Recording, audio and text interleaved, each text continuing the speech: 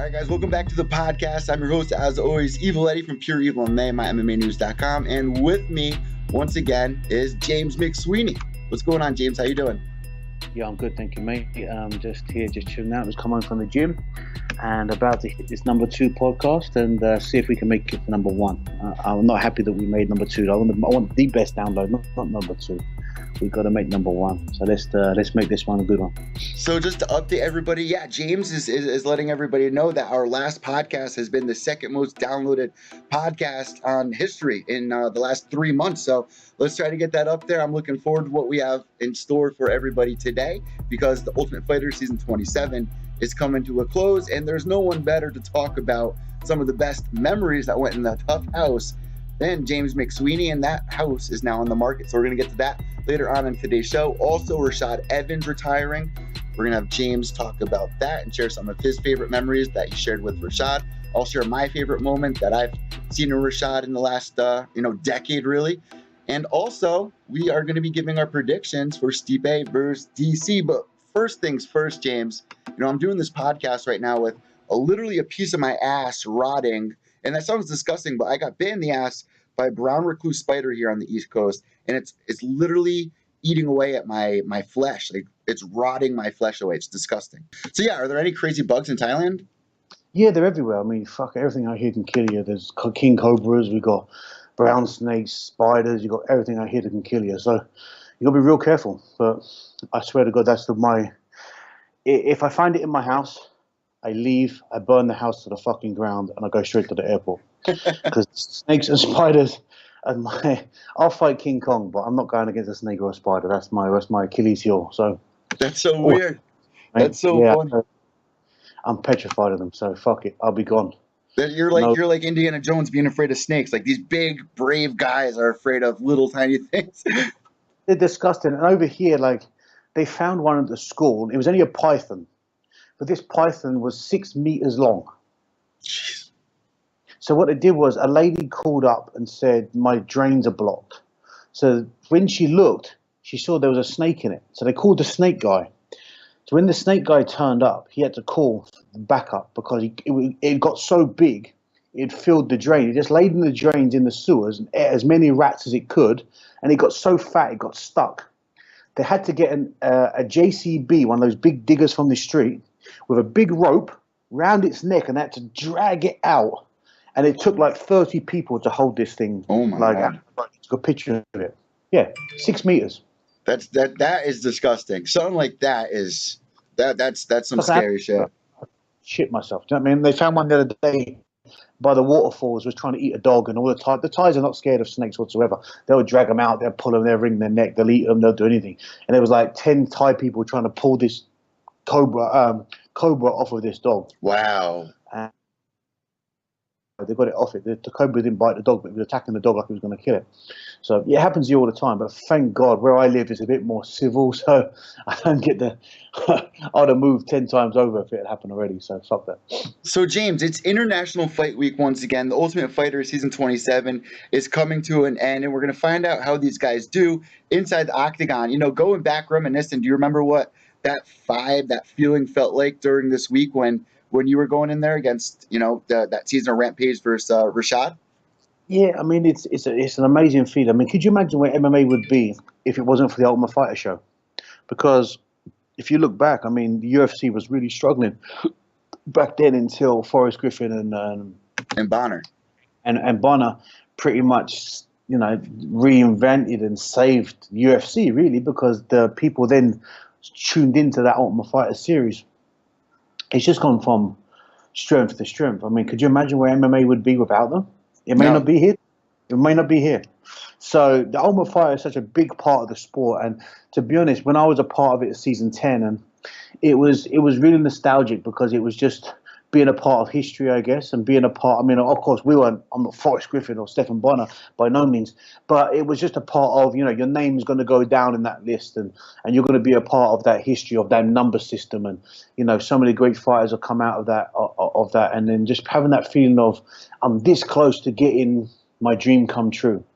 You know what I mean? Being a part of the UFC, getting that contract, you're this close. You've gone through all of that stuff, and now it's the time.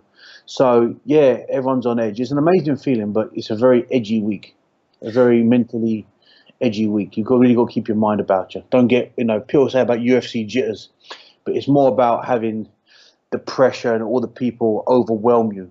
Nick, Because really, you just want to go and fight, right?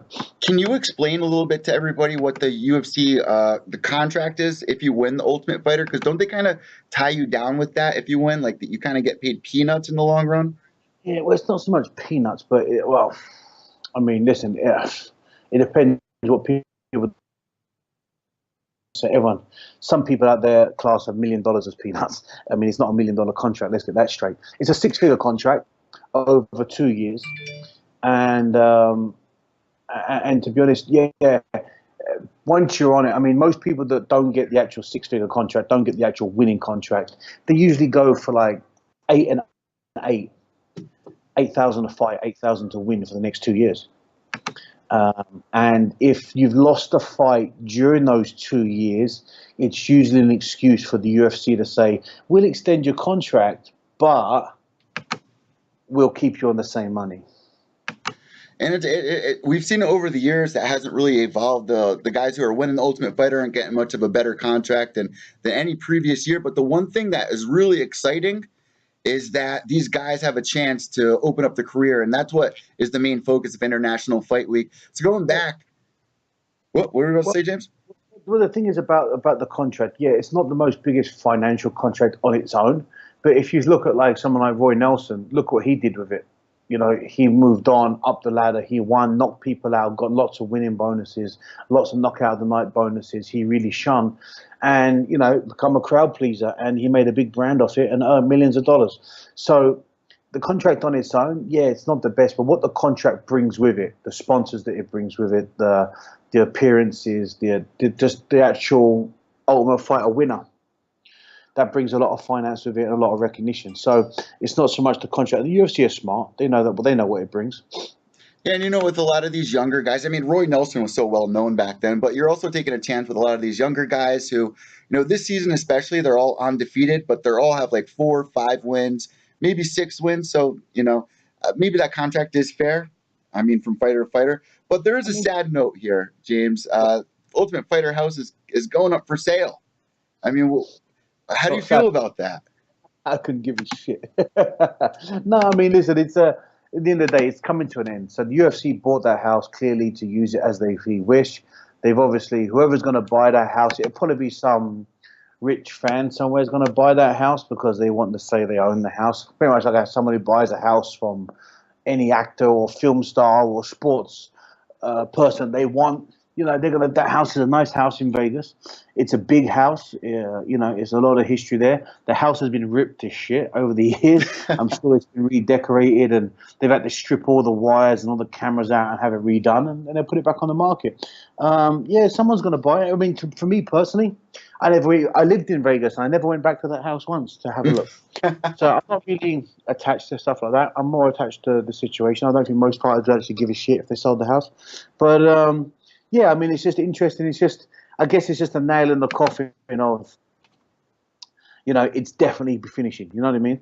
So people are probably more upset or a little bit down about that rather than the house being sold. I mean, the house is a house, ain't it? You know what I mean? So it's not that big a deal. But, I mean, it's coming to a close. And I don't know what this means for MMA. I mean, I don't think MMA is going to suffer from it. But if you look how many superstars have come from the Ultimate Fighter, so many, right? And now so many are retiring. I mean, just there's a whole new chapter.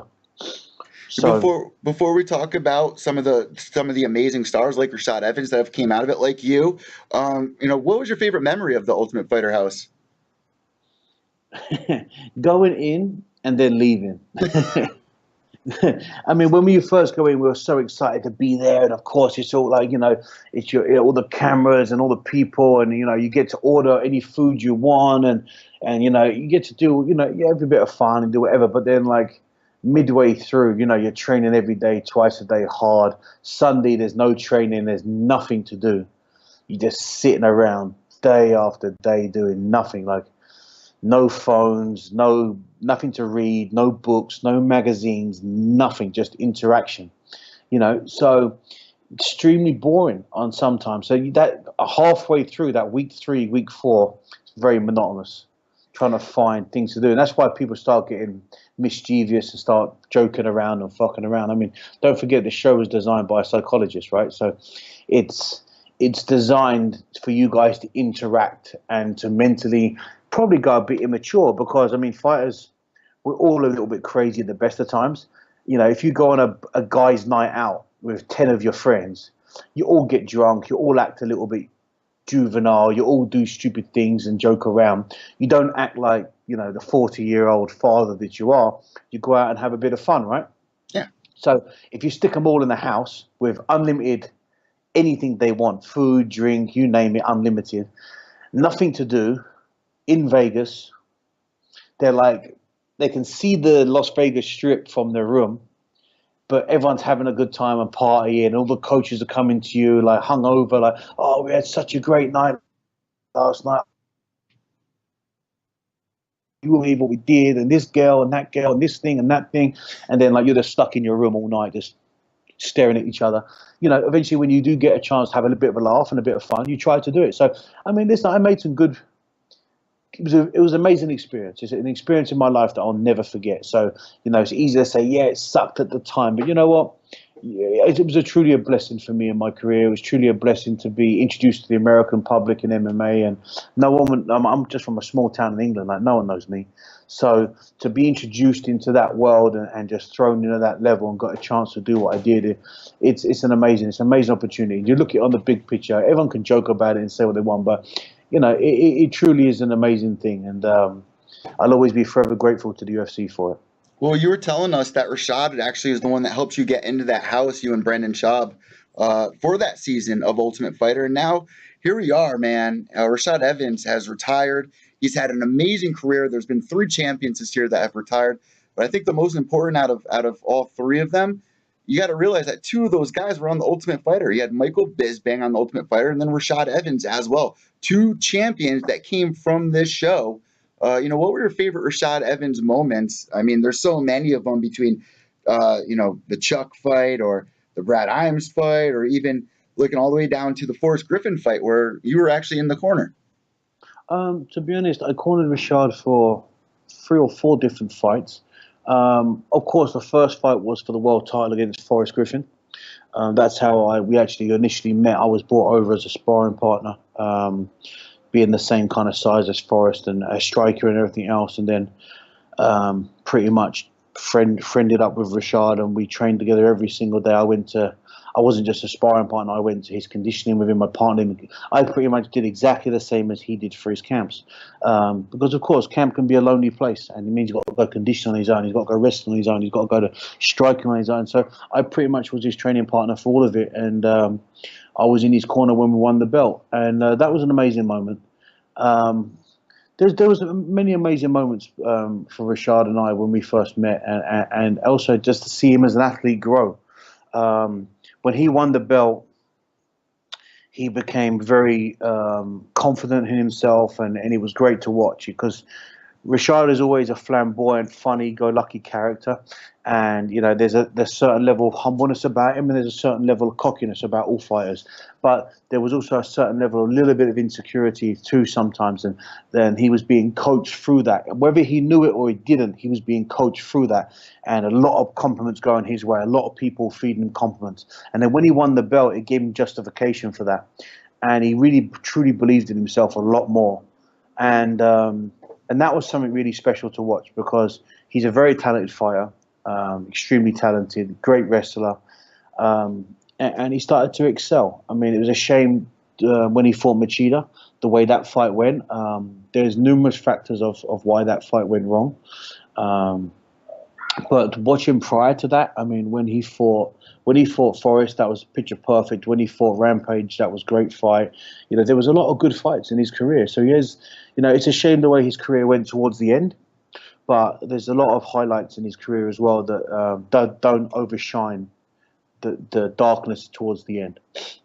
I think my favorite moment was when he beat Chuck Liddell, man. I think that's the moment that sticks in a lot of people's minds, because you're looking at Chuck Liddell, you don't think he's going to be stopped. And then here comes Rashad Evans, and bam, right when you don't think that Chuck Liddell is gonna lose another fight or get knocked out. Boom. It's like taking nothing from Chuck. I mean, that was an amazing knockout for sure. Rashad knocked him out cold, and that was an immense knockout. It was really bad. It was a beautiful punch.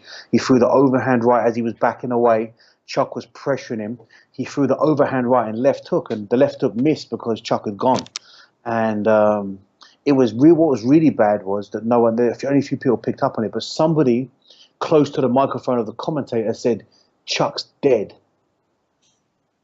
And it caused uproar across the whole network. It caused absolute uproar across the network because it went live. It wasn't the commentary team, but somebody close to them said, "Chuck died, Chuck's dead." And of course, everyone across the world heard it. So there was reports that Chuck died. It was really bad. Like you'd imagine. And of course, he wasn't. He was okay. It was great timing for Rashad to fight Chuck. Chuck's an absolute legend. It was great timing, but nothing taken away from Rashad. It was a great victory. And that was one of the highlights of his career, I think, for him. I think there's a few highlights for him, and they were just milestones. When he fought Tito, that was a great fight for him too, because I remember him saying to me after that Tito was the strongest person he ever fought, physically the strongest, the best wrestler, extremely strong. And they had a great rivalry too. They didn't like each other either. I actually remember us meeting in a nightclub once, and Tito was there, and them two had words, and we actually all jumped up. Tito's crew jumped up, I jumped up. There was all of us standing up staring at each other. Almost had a fight in XS nightclub in Las Vegas. That's crazy. So, yeah, it would have been crazy. There was about 20 of us.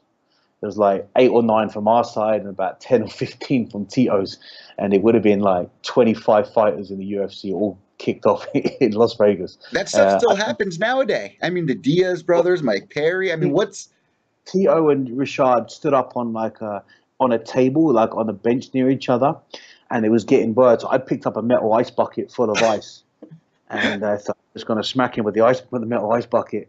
And everyone just started getting up and picking up bottles and champagne bottles and chairs and all sorts.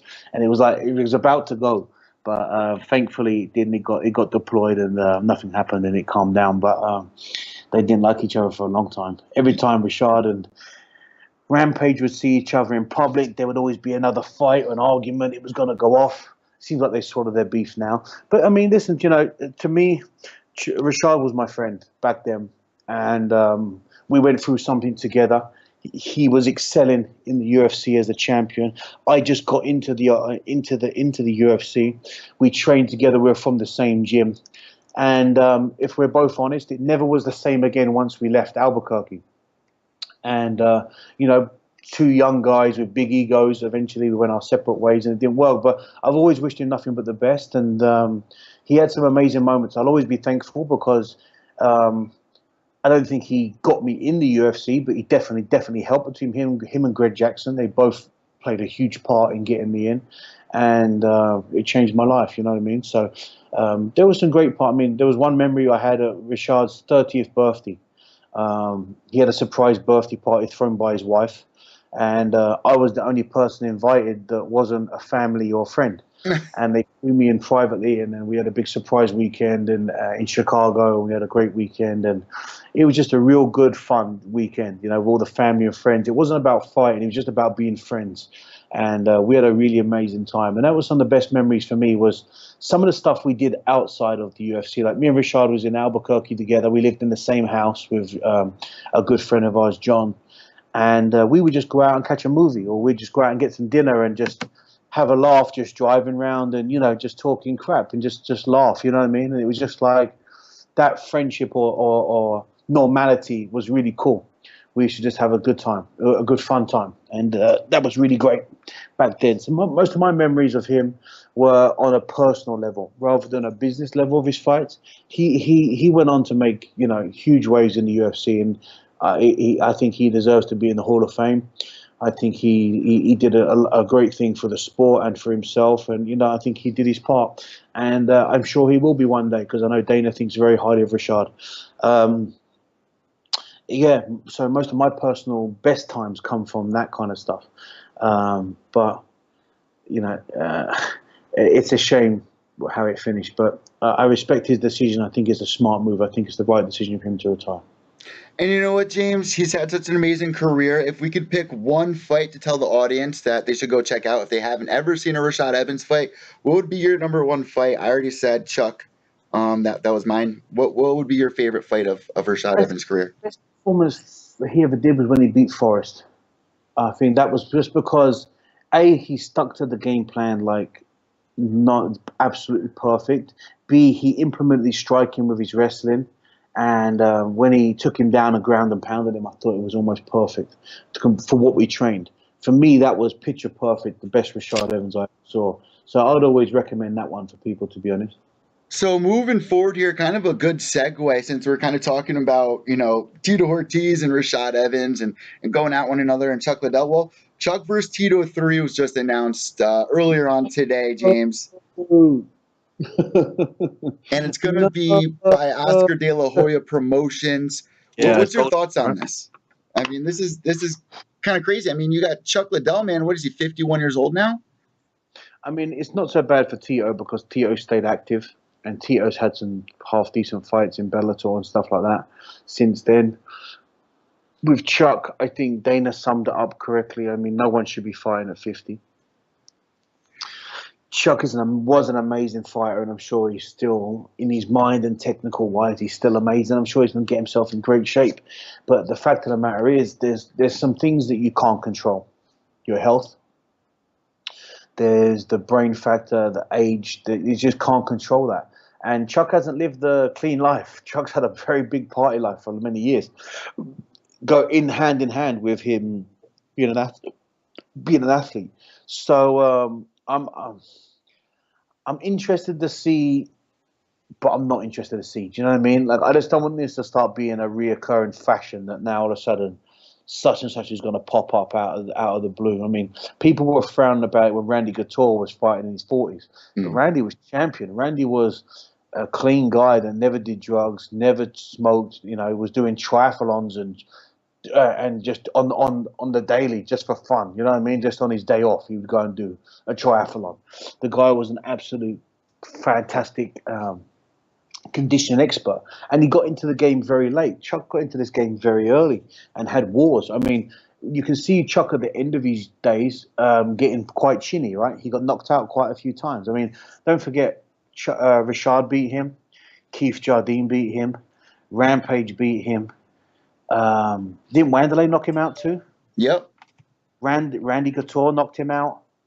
I mean, that's quite a lot of knockouts for someone who had a chin like granite, which led him to retire. 10 years later, I can't see that getting any better.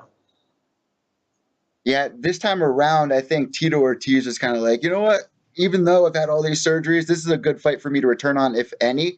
And you know what, Chuck? Fight him because, I mean, the last time they fought, Chuck kicked the shit out of him. Mm-hmm. Do you know what I mean? And all the smack talk in the world, and Chuck beat the absolute granny out of him. And to be honest, Tito's been on every single highlight reel of knockouts ever since that. Anytime you want to see someone getting beaten down, you see, Tito standing like this and Chuck just wailing and then bombing and knocking him out. Do you know what I mean? So I'm sure Tito wants recognition for that, and he doesn't give a fuck if he's 50 years old or 100 years old. He'll take that fight. Plus, it's going to be a great payday for them both, just because of all the old-time sake of MMA. I just think it's unhealthy for the sport. That's all. Well, what do you think about it? Because it's not at Bellator, it's not in the UFC, it's Oscar De La Hoya doing it, which makes it even a little more weird. Well, it does and it doesn't, because in one respect, Bellator wouldn't put it on. Dana definitely wouldn't put it on. De La Hoya has the money and the connections to make it happen. Why would Chuck or Tito even come out of retirement? Do you think it's because of the money? Is that always the reason that we see this? Probably not the sole reason, but when someone offers you probably I would like to think they're probably getting multiple $1 million each for this fight, right? Plus pay-per-view percentages and so forth. I would imagine. Right, this is going to be a very big payday for both of them.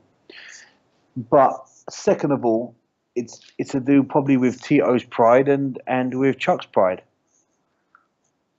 Who do you think is going to win this fight? You're going with Tito? I don't never, really know what to expect. neither do I. To be honest, I don't even want. I'll give my opinion, but I really don't even fucking wanna. I don't even want to be a part of it. I really feel bad just even like saying it because I never would. I'm a huge Chuck fan. So don't get me wrong by me saying that, you know, the way he finished his career or whatever. I'm a massive Chuck fan. I loved him. I grew up watching him. I just don't want to see him get hurt, and I don't want to see anyone get hurt, including Tito. You can never write off Chuck. He's a great striker. He's a great MMA fighter, and he can knock anybody out. But I just think Tito is a little bit younger, stayed a bit more active, and I think he's just going to take him down and grind the shit out of him, to be honest. I mean, Chuck used to have one of the best takedown defense games in the world. He just stand up like a fucking magician. I just don't know if he has the strength and support system and energy system, lung capacity anymore to do that. And you know what? You make a good point. You don't want to see him get hurt. And another thing, like MMA media, there's a lot of dirty MMA media out there that is waiting to put on an ugly headline. Like this weekend, we just saw Randy Couture's son go in there, and then Bleacher Report released his son, father watch his son get knocked out. It's just like, well, come on, guys.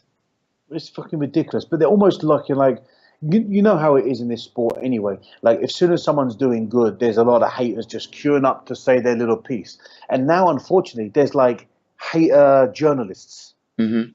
They shouldn't be called journalists, in my opinion, because, you know, you're a fucking fan and you're a hater, and you've set up a blog, or now you've got a few fucking idiot other haters that follow you, and now you're a journalist.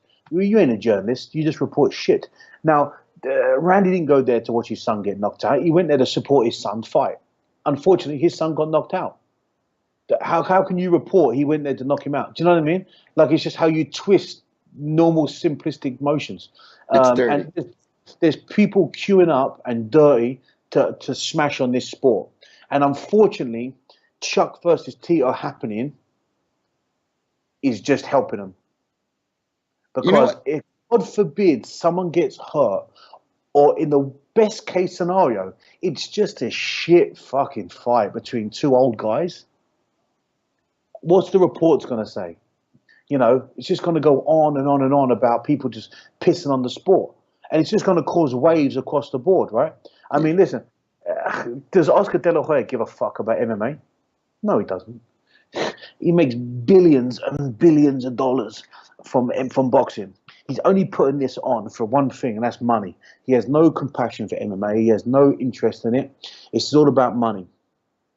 Before I came on the show, I was at the bar getting some appetizers, obviously having a beer, sitting back, going through my notes, looking at, what we were going to be talking about. And, on my way home, I was listening to a podcast. I'm not going to throw them under the bus. It's actually a real popular podcast that's out there where these guys, they sit down, they watch fights, and they discuss, some past fights. And Rampage versus Rashad Evans came up. And I heard one of these guys just really mouthing off about how he can't stand Rampage and how he's saying all these negative things about it. And you look at like the downloads that they get, and it's like through the roof. Like, it's so disrespectful. And the thing is with some of these podcasts out there, which is one of the real reasons I wanted to do one with you, is because I don't listen to these stuff, right? I've seen a few of them out there. I'm not dropping any names. I've seen a few out there, and they're so popular. But they're almost popular because they just, rather than give their honest, true opinion, they give the opinion of the hater. They give the opinion of the fan that doesn't like the sport. And there's more of those than do. So they're almost playing to the realm of talking shit. So if we talk shit, it's okay for you to talk shit. So all the shit talkers will then follow us, and then we'll get popular and we'll get paid a ton of money. What they realize the objective of a podcast or a journalist or a reporter is to give the facts. And facts, an opinion doesn't erase facts. That's the bottom line. The fact of the matter is, Rampage is not a shit fighter. There's not a fighter in the UFC that's shit or fights professionally, because that's what they do. If you don't like him, that's your opinion. That's not a fact. The fact that it is, the guy has made millions of dollars. He's worldwide renowned. He's beat some of the best fighters in the world. He's lost some too. But you know what? That's fighting. If you don't want to lose, don't fucking fight. Simple. But do you think you got an opinion? Oh, he's shit. I can't stand him. You're right. You can't stand him. Doesn't mean he's shit. Just means you don't like him. So you can say, I don't like him, but you can't say he's a shit fighter. You can't. It rubs a lot of people the wrong way, especially the fighters or myself, when you know what these fighters go through and the reality that, what these headlines are going to do to them when they read them. It's just like, these fucking guys should know better because they're involved in the sport as well. It ain't like they're not involved in the sport. So we know what they say. We know their thing where they want to sit back and now want to be an armchair critic in a little studio. But the fact of the matter is they've been involved in the sport for years. So we know what they're saying. And they know deep down what they're saying is just for a reaction. It's just for people to comment on social media. It's just for the retweet. It's just to get popular. But then why are you listening to a fucking, a podcast that's not true? And a lot of these guys aren't in the fight game either. Like, a lot of these guys just sit at home on their couch watching and giving shit opinions. And that's all they have. It's just, it's an untrained idea of doing it. It's like me saying, now I want to do a podcast about race car driving. I'll just start one up. I watch it on the weekends. I know fuck all about race car driving. I know enough about how would I be educated enough to comment about race car? Well, he's shit. He went 2 seconds slower than the first guy. Well, that's obvious. He went 2 seconds slower. He's definitely not shit, though. He's still on a Daytona, isn't he? He's still a fucking amazing race car driver. What do I know about it? Do you know what I mean? So I just don't get the audacity to some of these guys that have no training in it. Just because you go to the gym once or twice a week or whatever, think that you've got an opinion that should count. I don't get it. But that's the thing about this sport is, unfortunately, for me, I've disengaged from that side of the sport because I've been around a long time and I was doing this before the internet. I was doing this before social media, and we didn't give a shit back then. We fought for ourselves. We trained for ourselves. Now there's these platforms, and of course you got to evolve with the sport. But I don't understand some of these guys as men. I don't get them. I don't understand. So for me, I never will understand. I'm not going to waste my energy trying to understand them. I just wish people wouldn't engage with them. Just let them fade and die off. They won't have a podcast if no fucker listens. Yeah, I've seen a lot of big fighters they engage with a lot of these trolls that are on Twitter or whatever, and it definitely gets under their skin. That's what they're doing, though, right? What they're doing is they're engaging to them on social media, trying, begging that they get a reply. Once they get a reply, what do? Bam, talk about it straight on their podcast, screenshot it, Instagram, Facebook. So then, therefore, it starts a whole momentum. Oh, such and such said this to me. He talked mad to me. Do you know what I mean? Yep. And it just creates a whole conundrum of bullshit. And that's what they can repel it off and reflect off of and try to magnify it all off. And it's just what they're doing. It's just putting a law out there. It's like walking up to LeBron James in the street and insulting the guy for no apparent reason. Well, he punches you in the face. Now you hit the headlines, right? Because you're on the new LeBron James punched you. Yeah, I wish. If you walk, yeah, but that's what I'm saying to you. Any man would punch you if you said that to him. So but they won't. They haven't got the balls to do it face to face. They'll do it on the social media platform. Yeah. They can repel off of it, and they can get more listeners and more followers from it. It's not reporting. It's not actually giving an intelligent review of someone's performance or the sport in general. We should be talking about a sport that we love. And every athlete that's in it, whether we like them or dislike them, which is a stupid thing to say, because how can you dislike someone you've never met? Is beyond me. You can say, I don't like the way they fight. I don't like their style of fight. It doesn't suit me. They're a bit boring or they're crazy or whatever you want to say. But at the end of the day, you can't, it's just different. You know what I mean? You can't say, I don't like him. When did you meet him? I just don't understand, because the reason why I follow this sport, the reason why I cover this sport, the reason why I've been in love with it my entire life is because it brings happiness to me, not because I see things in it that make me angry. You know what I mean? So it's just like, it's just nonsense reading all this stuff and knowing that these guys get paid for these headlines. It's a great interest, right? You're an enthusiast of the sport. You like to watch it, you study it, and you give a non-biased opinion, and you report about that. And that's great. That's as clean cut down the line as you can give it, which is one of the reasons why I wanted to do this review, because I wanted that clean cut image. That I have a lot of opinions personally over some of the athletes we talk about because I know them personally. But I'm not going to bring that to the platform because it's not what it's about. This is about them as athletes and what we discuss as athletes. And to be honest, they're all great. They're all amazing athletes. Every single one of them. Otherwise, they wouldn't be on fucking TV in the first place getting paid millions of dollars, right? So you just got to appreciate and be happy that you're a part of it in some circle or another. But to sit back and just talk crap about them just for the sake of it is mind-boggling to me. I don't know how these guys can call themselves men. So before we jump into the Ultimate Fighter Season 27 finale, well, really UFC 226 predictions between Stipe and DC, I want a quick take between, what do you think about Dana making this headline statement of, I'm going to be making a really ballsy move lately inside the boxing scene with Zuffa. Do you think that's going to be going through? Do you think that's going to be a success? What do you think his plan is here? I think every time they make a decision to do something, it's to do with money. If he's going to make a boxing news with Zuffa, there's going to be money. And they always have a plan. And nothing's getting said without, oops, I said that. No, he mean to say everything. Because he's a very, very intelligent businessman. And there's a business plan behind every model of release. It's just building hype towards the big moment. So it's not so much of a surprise. I think it's fantastic. I mean, to be honest, I'm excited about it because I think boxing needs it. I think MMA needs it. And I think that looking at what Dana did for MMA and Zuffa does that for boxing, and I think it's fantastic. And if it's a crossover for fighters to step from the UFC into boxing and boxing back into the UFC, I'm all for it because you know what? They're going to earn far more money like Conor did than they will in MMA. And they deserve more money. And if they're talented enough to step back and forth, then why shouldn't they? I'm interested to see if Mayweather has anything to do with any of this because we know that he's training with T. Wood. So we'll see as the days and the weeks go on. But let's move forward to the Ultimate Fighter Season 27 / UFC 226 predictions as we get towards the end of today's show. I think it's really important to discuss this week because there's so much going on. There's so many amazing fights on this card between Stipe and Cormier. I spoke to Rosendo Sanchez, and he was telling me, man, he was like, I don't think this fight's going to go the distance. What do you think, No. James? I don't think it'll go the distance. I mean, I'm a big fan of both fighters. I think Stipe is too much for DC. And I only say that because until I watched DC against John Jones, I never thought I would have saw the DC I did, the frustrated DC, the out technical wise. Because I never saw that before until John Jones showed it.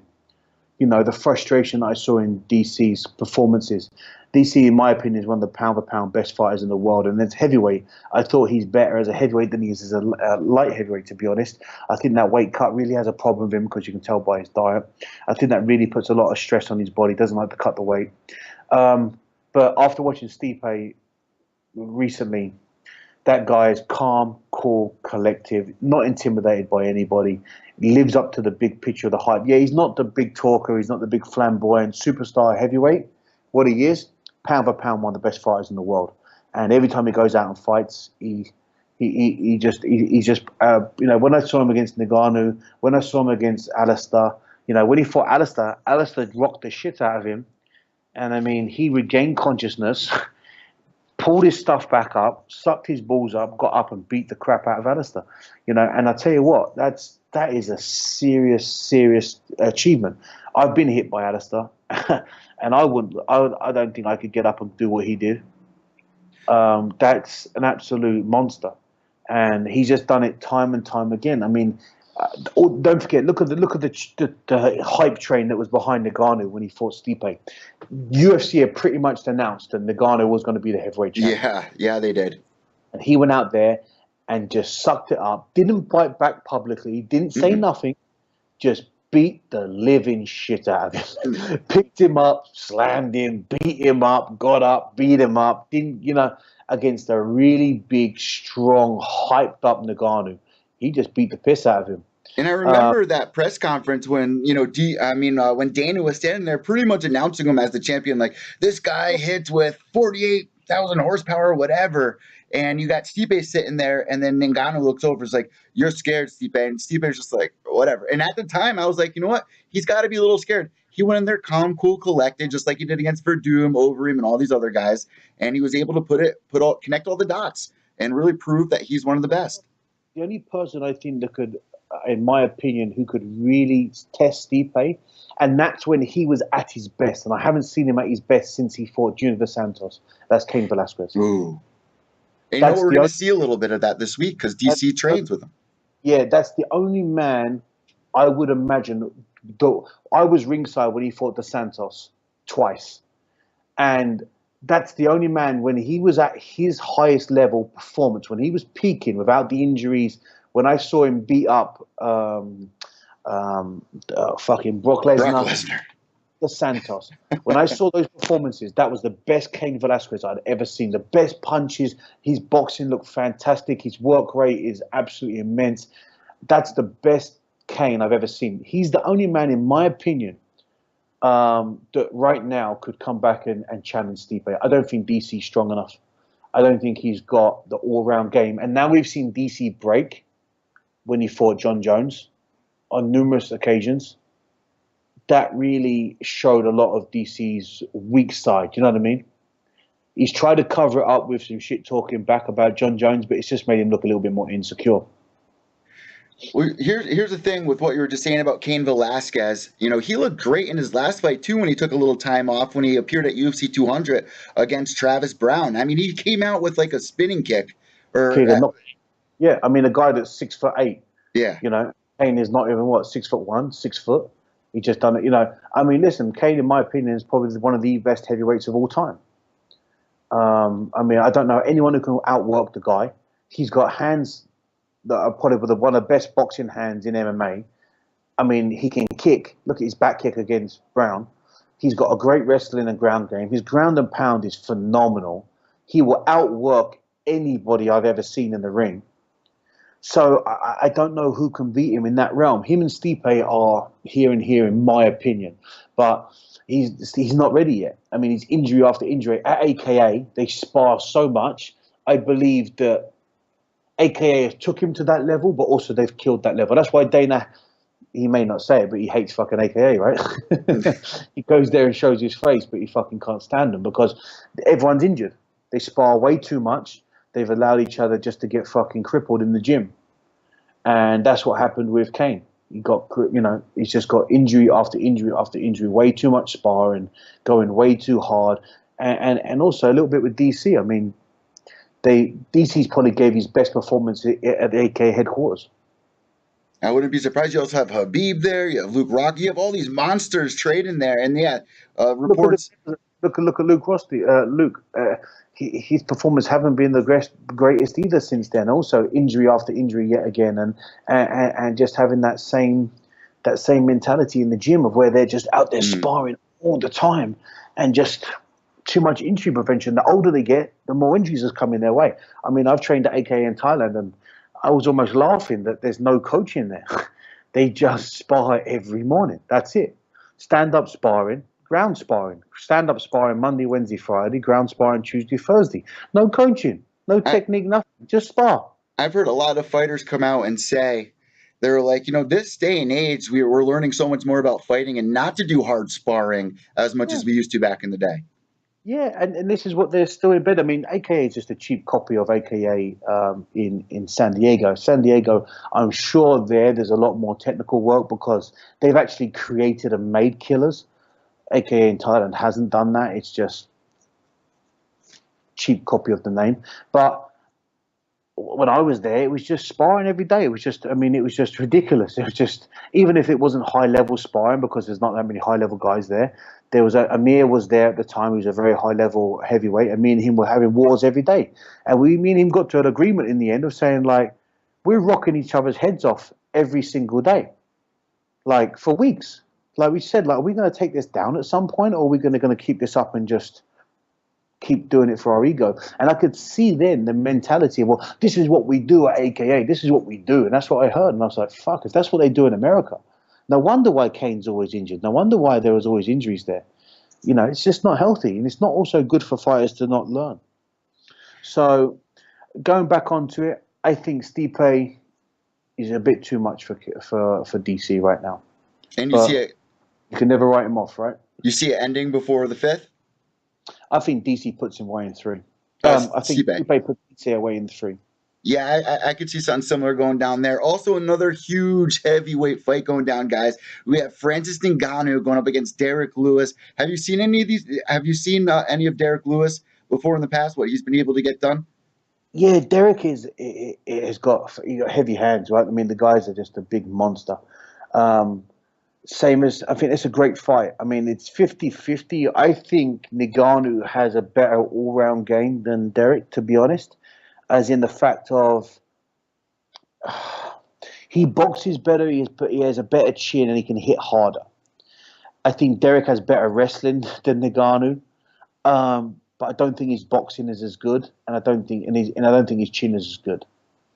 If Derrick can play the game plan like Stipe did, box him, shoot on him, keep him down, wear him down, I think Derrick wins that fight. But if he doesn't, he tries to go out there and fight like toe for toe and play the Ngannou's game, I think he's going to get knocked out inside 2 rounds. I mean, we've seen Derrick Lewis face adversity. Look at him in that Travis Browne fight when Travis was piecing him up in round 1. We're like, oh shit, Travis is coming back. You know something? There's facing adversity. Like, Travis is a strong, powerful. You don't face adversity against Ngannou. You're doing okay, and then the guy just knocks you and puts you asleep. Yeah, like true. You think you're doing right, and then he just lands.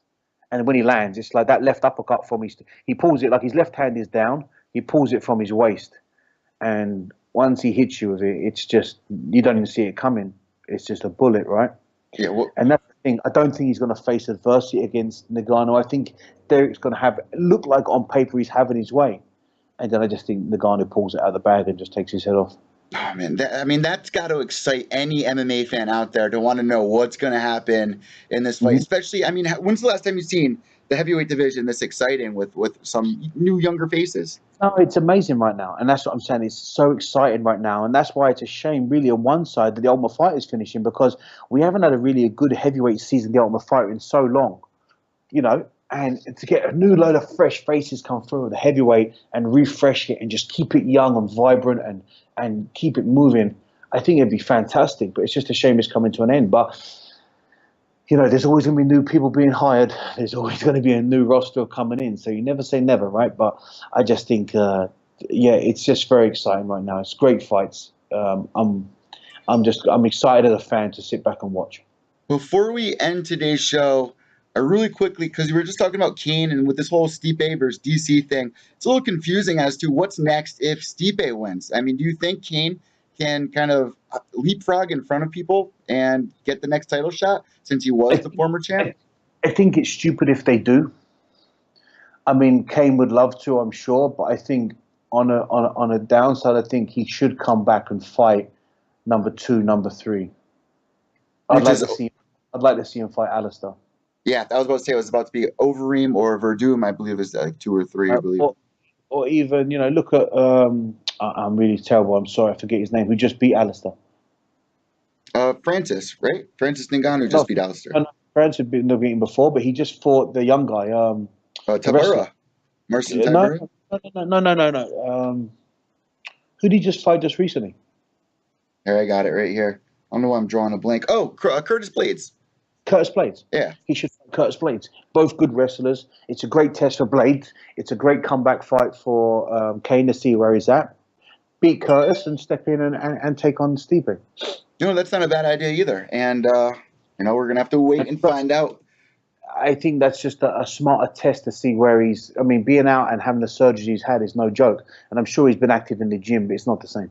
Well, here's the thing. Rosendo told us on the show this week, he was like, I can't tell you when Cain's coming back, but it's going to be soon. And then as I'm seeing some headlines come out, it looks like he's going to be returning before the end of the year. So, you know, there's some exciting matchups to look forward to at heavyweight. Yeah, I mean, there's some great fights coming. I mean, Conor's coming back at the end of the year. There's going to be some great fights coming. There's a lot of announcements to be made. So I'm sure there's going to be some great fights coming up. And it's exciting times right now in the UFC. It's really exciting. And for the fans out there before Christmas, you're always going to have that big Christmas, you know, Boxing Day, the day after Christmas spectacular, right? There's always going to be a big one before the new year. Mm. So, yeah, there's some really exciting fights coming. I mean, I know I'm busy before the end of the year, so I've got my shit going on, but I've got a lot of fights coming up, which is great. But, I mean, for the UFC, it is awesome. It is really cool. Yeah, it feels like Christmas once again for adults or MMA fans this week and International Fight Week. And see these young up-and-comers on the season Ultimate Fighter and how excited they are to be there and meet some of the other fighters and kind of feel like they're a part of the UFC for the first time. It's really exciting to see once again. Before we end today's show really quick, James, who have you been having in the gym recently? I've been seeing some huge names that you've been bringing in over there to your gym. Well, my gym is freshly. We just opened a month ago. McSweeney's Martial Arts down in Patong Beach, inside Maximum Fitness gym. It's a big gym on Patong Beach. And I was on a movie. I did a movie 6 weeks ago in Malaysia. And the number one actor and superstar is a guy called Zul Arif. And he's huge. He's like the Jason Statham of England, you know what I mean, in Asia. That he does all the action stuff. He's a part of the military movies, and he does love stories too. But he was my main character in the movie, and I was pretty much the baddie. And we have a big fight scene and so forth in the movie. And as soon as we finished, he took a couple of days off, and he come over and spent a couple of weeks at my gym training with me, learning. He never trained any kind of MMA or Muay Thai before, and what an athlete! The guy just picked it up non-stop. So I'm going to speak to him next week, and we're going to get him on the show. That would be awesome. I want to get his opinion on, on as an outsider, just looking at the events of being a fan of MMA, getting to work with me at the gym, and also getting his opinion on how the acting lifestyle, how many more MMA movies are coming apparent. And I want to see his opinion from an actor's role, on that transition and what he feels about it. I know he's definitely found a new love for the sport because he was like hooked. At 7 o'clock in the morning, he was at the gym before me. So, it was really cool. I mean, the guy's got millions and millions of fans on social media. My social media has really flown up by thousands of followers in the last week or so off the back of him just posting a few things. So it'd be great to get his opinion. And also in Malaysia, there's such a big following in MMA right now with ONE FC being there and having a lot of shows over there. There's the Malaysian invasion, and the amateur scenes are coming out. A lot of MMA gyms. So it'd be great to get his opinion and see on what he thinks of MMA as a trained professional actor. I mean, the guy is followed by millions and millions of people, so it's going to be pretty cool to see his opinion on this and get him on the show. James, last but not least, where can people find you on social media? McSweeney MMA? McSweeney MMA on Instagram, and James McSweeney on Facebook, as normal. And you can follow my gym, McSweeney's Martial Arts. So we're still looking for our name, right? We've got to... Everyone come flooding with all these names in for our show, which was fantastic. We've ironed down to the last few, but we still haven't concreted it yet. So I think we'll do one more week or one more show. Guys, don't be shy. Give us your opinions on our name. We need a good name. People have come up with Evil McSweeney and Sledgehammer this, and just flood us as many as you can. You're not going to be short. We'll pick out the best. I think we should do is run a little competition where we pick out like the top 3, and the winner, the one that we choose, gets a signed picture for us, or even we could bring them on the show as a guest. I like that idea. You know what I mean? And we can get them to, so whoever sends us in, and we choose your one, we could bring you on as a guest and give your opinion about MMA and how you feel about it, and also to thank you for giving us the name of our event and our show and our podcast. And you know what, James? It's even funnier because not only are some of these people helping us with names, but they're sending us logos and everything. Mm-hmm. So it's really cool to see the fans react to our very first episode. And here's number 2. Yeah, well, now we've got to hit number 1. We want to make sure this one gets the best download, not number 2 downloads. We want the best download. So this one has to hit it. So let's whack it out there, guys. Repost it and send it to your friends, please. Guys, last but not least, behave yourselves. White knuckles to the end. We'll see you next time. See you soon. Oosh. Thanks, James. Have a good night, brother. Hope you heal up. See you soon. Bye, mate. Later. Guys, make sure to subscribe down below here on the podcast. You can find us on Podbean, Stitcher, Podomatic, iTunes, and YouTube. And now I am happy to say you can find this podcast on Spotify. So for all you guys out there that love listening to music at the gym, now you don't have to download a podcast app. Now you don't have to leave the application. If you're on Spotify, you're listening to Drake's new album, or listen to Hatebreed, whatever you're into, all you have to do is go to the search button and search Pure Evil MMA. Bam, right there. We have interviews every week. Me and James McSweeney's podcast is on there as well. Or subscribe to our YouTube page, which is not on the Pure Evil MMA channel. It is actually on its own page on YouTube. We do not have a name for the show yet, so the name is under James McSweeney vs. Evil. Guys, have a great weekend. It is officially International Fight Week. Behave yourselves.